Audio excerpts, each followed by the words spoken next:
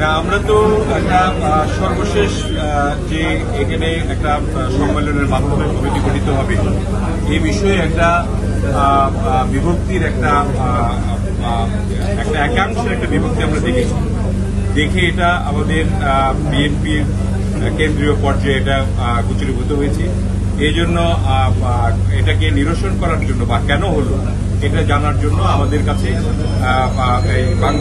জামালপুরে আমাকে এবং বিভাগীয় সাংগঠনিক সম্পাদক সহসাংগঠনিক সম্পাদক সহ আমাকে পাঠিয়েছে যে এখানে বিষয়টি জানার জন্য এবং এখানে যাতে শান্তিপূর্ণভাবে সেই সম্মেলনটি অনুষ্ঠিত হয়, যেহেতু আমাদের ভারপ্রাপ্ত চেয়ারম্যান সাহেব এখানে জয়েন করবেন, সেই জন্য এই বিষয়টি নিয়ে আমরা নিরসন করার জন্য দুটি পক্ষকেই আমাদের জানেন যে একটা বৃহৎ দল, এর মধ্যে একটু অন্তর্কন্দল বলবো আমি, এটা ওখানে এরকম থাকতেই পারে, কিন্তু আসলে তো বিএনপির জন্য সবাই কাজ করে।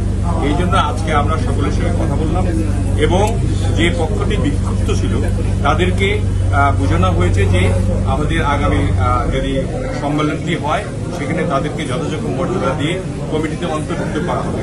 তবে এই 23 তারিখে আমাদের এই সম্মেলনটি অনুষ্ঠিত হবে কি হবে না এই বিষয়ে আমরা এখন সিদ্ধান্ত গ্রহণ করিনি। তবে আজকে রাতের মধ্যে সিদ্ধান্ত গৃহীত হবে এবং কালকে সকালের মধ্যে আপনারা জানতে পারবেন যে এখানে একটা উৎসবমুখর পরিবেশে একটা সম্মেলন হতে যাচ্ছে।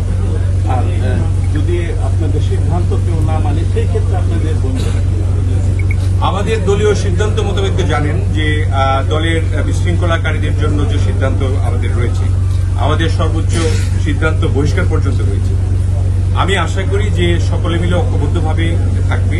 আমরা যে আলোচনা করেছি খুবই ফলপ্রসূ আলোচনা এবং আমাদের এখানে সিনিয়র নেতৃবৃন্দ, আমাদের জামালপুরের কর্ণধার মামুন সাহেব এবং ওইদিকে শামীম সাহেব যে করেছিল, যে হরতাল করেছিল বা বিক্ষুব্ধ ছিল, তাকেও আমরা এ নিয়ে আমরা কথা বলেছি।